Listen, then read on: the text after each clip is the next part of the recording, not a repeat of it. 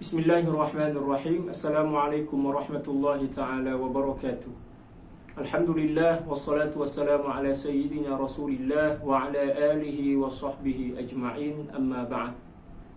Kembali kita melanjutkan kajian kita dari kitab Khulasatu Akhlaqis Salafis Saleh, karangan dari As-Sayyid Al-Habib Muhammad bin Alawi Al-Aidrus radhiyallahu ta'ala an, dari ringkasan kitab karangan daripada Sayyidil Imam Abdul Wahhab Asy-Sya'rani radhiyallahu ta'ala an, yang berjudul Tanbihul Muqtarrin.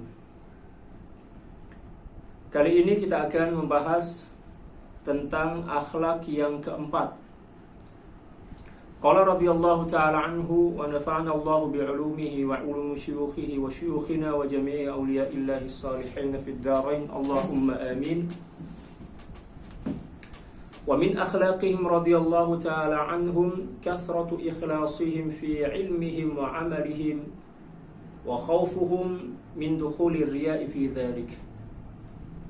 Satu di antara akhlak salafus salih, ulama salaf, adalah ikhlasuhum fi ilmihim wa amalihim, keikhlasan mereka dalam ilmu dan amal.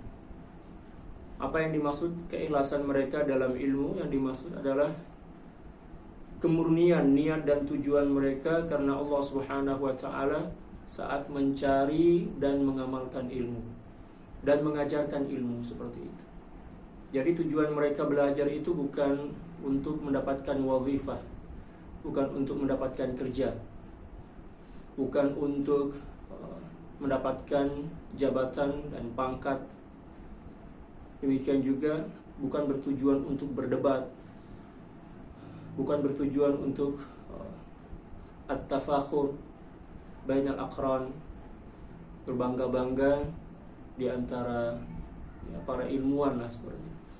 Tapi tujuan mereka menuntut ilmu dan juga mengajarkannya karena Allah Subhanahu wa ta'ala.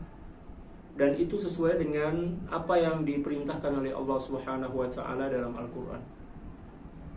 Allah Subhanahu wa ta'ala berfirman, "Wa ma umiru illa liya'budullaha mukhlishina lahud-din hunafa." Tidaklah mereka diperintahkan kecuali hanya untuk beribadah kepada Allah Subhanahu wa ta'ala dengan ikhlas. Perintah kita, Allah Subhanahu wa ta'ala memerintahkan kita bukan hanya untuk beribadah saja, akan tetapi juga kita diperintahkan untuk ikhlas dalam beribadah. Ikhlas dalam beribadah diantaranya adalah menuntut ilmu. Itu sangat tercermin dalam akhlak dan perilaku salafus saleh. Allah Akbar. Subhanallah, keikhlasan mereka luar biasa. Mereka tidak menerima ujrah, bayaran seperti itu, karena mereka faham bahwa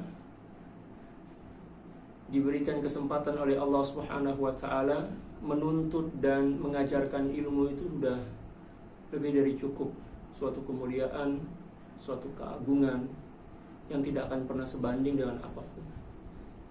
Bahkan kalau mereka dijemput misalnya, diundang untuk berceramah misalnya, atau untuk tausiah, untuk pengajian-pengajian, banyak di antara mereka yang malah membawa duit, bukan menerima duit dari masyarakat, akan tetapi mereka lah yang membawa duit apabila mereka mempunyai kecukupan harta dan dibagikan kepada fakir miskin, dibagikan kepada para jamaah yang membutuhkan. Itu satu di antara akhlak salafus saleh yang mungkin di akhir zaman ini satu dari sejuta mungkin ya, tetap ada, tetapi untuk menemukan orang yang seperti mereka itu memang bagaikan mencari jarum di tumpukan jerami. Sangat sukar lah, sangat sulit. Karena memang ikhlas ini adalah salah satu sifat yang menduduki peringkat yang paling mulia di sisi Allah Subhanahu wa ta'ala.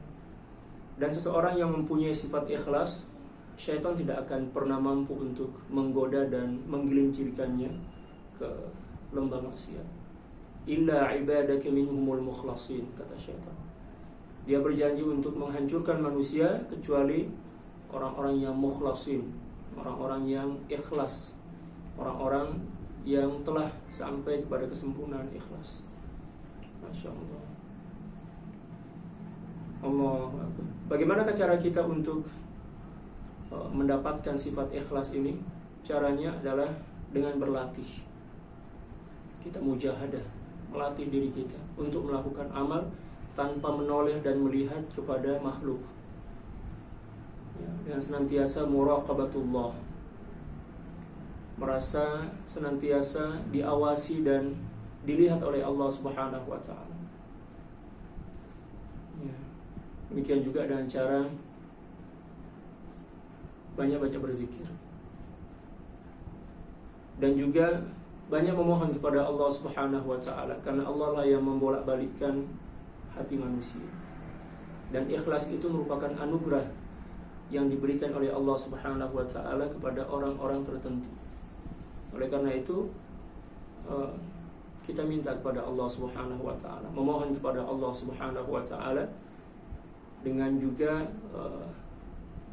berlatih untuk mensifati sifat ikhlas itu dengan cara memperbanyak amal, bermujahadah, dan juga memperbanyak zikir kepada Allah Subhanahu wa ta'ala, serta bersahabat dengan orang-orang yang ikhlas agar kita juga mendapatkan pengaruh atau kesan dari keikhlasan mereka. Seperti itu. Memperbanyak amal tanpa mengingat amal tersebut, apatah lagi menyebut dan menulisnya. Tidak perlu kita tulis, tidak perlu kita sebut, karena apabila kita menyebut amal ibadah yang telah kita lakukan, pertama itu telah berlawanan dengan hakikat ikhlas.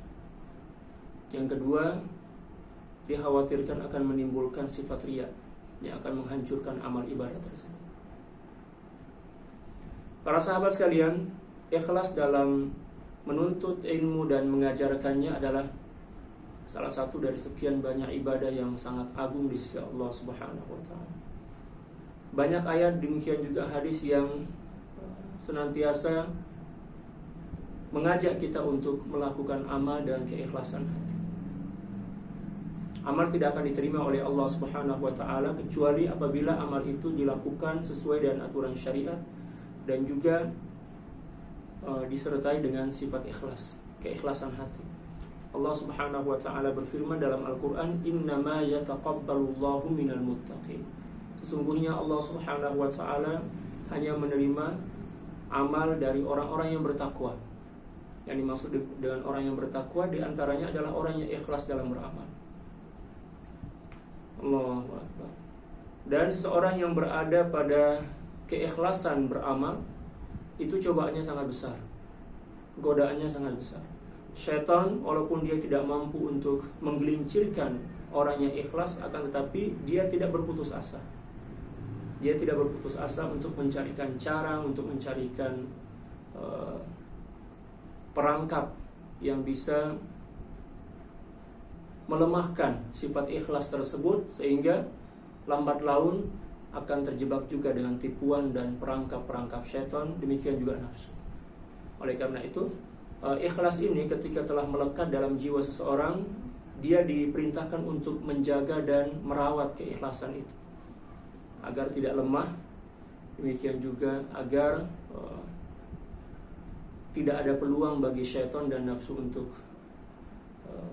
merusak nilai-nilai keikhlasan tersebut. Allah. Kasratu ikhlasihim fi ilmihim wa amalihim. Keteguhan dan kemantapan sifat ikhlas mereka di dalam ilmu dan beramal. Jadi aktivitas salafus saleh itu hanya ada dua, ya. Belajar, beramal. Belajar, beramal. Tapi bukan berarti tidak melakukan aktivitas dunia. Tetap melakukan aktivitas dunia, tetapi dalam konteks ibadah. Misalnya mereka berdagang. Sebelum berdagang mereka belajar ilmu tentang perdagangan, jual beli, kitabul buyu'. Demikian juga mereka belajar tentang keikhlasan dalam berdagang, kejujuran dalam berjual beli. Setelah itu mereka amalkan, sehingga mereka berdagang itu bukan hanya untuk mencari duit. Tujuannya bukan untuk mencari duit, akan tetapi sedang mengamalkan ilmu pengetahuan, sedang mengamalkan ilmu, sehingga jual beli mereka itu dinilai oleh Allah Subhanahu wa taala sebagai ibadah. Demikian juga aktivitas yang lain, bercocok tanam misalnya, atau mungkin mengajar. Demikian juga aktivitas yang lainnya, senantiasa disertai oleh dua. Yang pertama adalah ilmu yang sesuai dengan aturan syariat, dan yang kedua adalah keikhlasan hati dalam beramal. Itulah yang menjadi pondasi utama setiap aktivitas yang dilakukan oleh salafun shalih. Kalau kita, kebanyakan manusia akhir zaman ini memang salah dalam melakukan sesuatu, baik dari sisi syariat, demikian juga dari tujuan dalam melakukan aktivitas tersebut. Contohnya misalnya, banyak di antara kita yang belajar, menuntut ilmu, tujuannya untuk mencari kerja, tujuannya untuk mengejar posisi terpenting dalam suatu perusahaan misalnya, ingin menjadi manajer misalnya, ingin menjadi pejabat, ingin menjadi menteri, ingin menjadi perdana menteri, ingin menjadi presiden dan sebagainya. Ini adalah cara yang salah dan sangat bertentangan dengan akhlak keislaman. Oleh karena itu, banyak di antara kita setelah berhasil menuntut ilmu bertahun-tahun, bahkan ada yang berbelas-belas tahun, ilmunya ya kurang berkah. Mungkin apa yang mereka cita-citakan mereka dapatkan, akan tetapi kehidupan itu tidak kunjung bahagia, karena kurang diberkahi oleh Allah Subhanahu wa taala, disebabkan karena niat ketika menuntut ilmu itu tidak sesuai dengan apa yang diperintahkan oleh Allah Subhanahu wa taala. Bahkan tidak jarang ilmu yang mereka telah peroleh itu malah menjadi bencana dalam kehidupan. Coba kita lihat di beberapa negara, di antaranya negara kita sendiri di Indonesia, yang korupsi, yang korup, demikian juga yang melakukan tindakan-tindakan kriminal itu kebanyakan bukan dari golongan orang-orang yang tidak berpendidikan. Bahkan ada di antara mereka yang telah sampai kepada puncak karir pendidikan, ya, ada doktor, ya, ada master, demikian juga yang lainnya. Tetapi itulah karena niat yang salah, dan demikian juga tujuan mereka dalam menuntut ilmu tidak sesuai dengan apa yang diperintahkan oleh Allah Subhanahu wa taala, sehingga ketika mereka mendapatkan dan berhasil meraih apa yang mereka cita-citakan, memang mereka berhasil, akan tetapi tak kunjung berbuah kebahagiaan, bahkan malah menjadi sesuatu yang merusak, sesuatu yang menyusahkan orang lain. Na'udzubillah tsumma na'udzubillah. Oleh karena itu, para sahabat sekalian, dalam melakukan apapun jenis aktivitas dalam kehidupan kita, kita harus mengingat dua landasan dan dua pondasi utama yang diajarkan oleh Islam. Yang pertama adalah ilmu. Harus berdasarkan ilmu pengetahuan yang betul-betul bisa dipertanggungjawabkan. Dan yang kedua adalah keikhlasan hati dalam beramal. Apabila dua perkara ini ada pada setiap aktivitas kita, maka insya Allah aktivitas itu akan dinilai oleh Allah Subhanahu wa taala sebagai ibadah, dan pada akhirnya juga akan mencipta kebahagiaan dan kesejahteraan serta rasa damai dalam kehidupan kita. Seperti itu. Selanjutnya kata beliau, wa khaufuhum min dukhulir riya'i fi dzalik, dan mereka berwaspada jangan sampai amal mereka terkontaminasi atau tercemari oleh sifat riya. Sifat riya ini adalah perusak amal dan juga akan merusakkan hati. Dan apabila hati telah rusak, maka seluruh amal akan hancur. Seperti itu. Bahkan baginda Rasulullah SAW dengan tegas mengatakan, bersabda dalam sabda beliau, seseorang tidak akan bisa masuk surga apabila dalam hatinya masih ada sifat riya, walaupun riya itu sekecil biji sawi lah, seperti itu. La yadkhulul jannata man kana fi qalbihi mithqala dzarratin minal kibr. Dalam riwayat yang lain, minar riya, atau kama qala sallallahu alaihi wasallam. Kibr atau sombong itu merupakan benih-benih yang dimulai dengan riya. Ya, takabur dan sombong itu dua sifat yang tidak bisa dipisahkan. Riya akan menghancurkan amal ibadah. Dan apabila riya itu telah singgah dalam hati seseorang, maka akan menimbulkan kesombongan.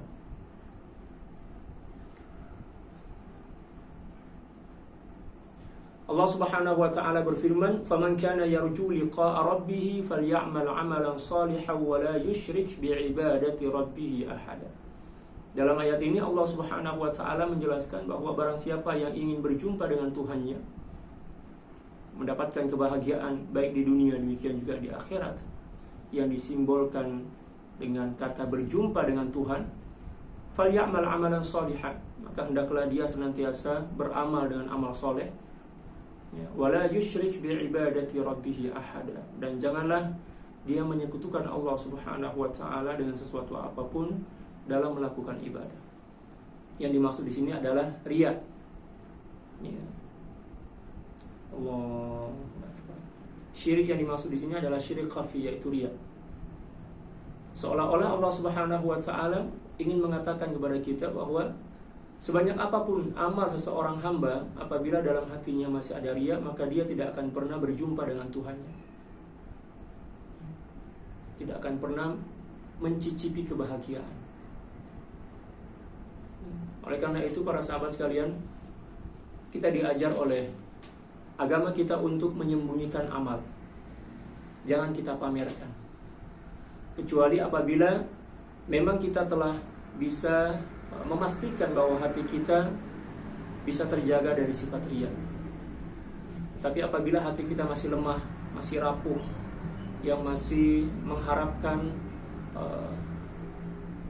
sanjungan dan pujian dari orang lain, atau merasa bahagia dengan sanjungan dan pujian, maka kita diajarkan untuk menyembunyikan amal ibadah. Kecuali yang bersifat wajib. Kalau amal ibadah wajib seperti sholat, zakat, demikian juga haji misalnya, tidak perlu kita sembunyikan, karena itu adalah ibadah wajib. Ya, ibadah wajib harus kita perlihatkan kepada orang lain agar tidak menjadi fitnah. Adapun ibadah-ibadah yang lain yang bersifat sunnah, kita dianjurkan dan disunahkan untuk menyembunyikannya, kecuali bagi orang-orang yang memang telah bersih dari sifat riya. Dan tentunya seseorang tidak akan pernah bersih dari sifat riya kecuali apabila telah ditarbiyah oleh seorang guru, dididik oleh seorang guru mursyid yang membersihkan dan menyucikan jiwanya dari penyakit-penyakit hati melalui proses mujahadah.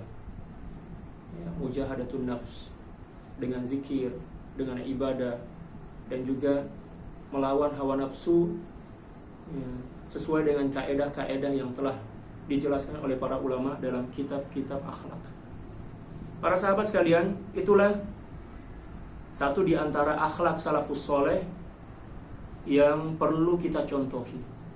Ya, senantiasa ikhlas dalam beramal, demikian juga menuntut ilmu dan mengajarkannya, dan juga senantiasa menjaga hati agar tidak tercemari oleh sifat riya. Karena sifat riya ini akan menghancurkan dan menghanguskan seluruh amal ibadah, dan akan menyebabkan seorang tidak akan pernah berjumpa dengan Allah Subhanahu wa taala.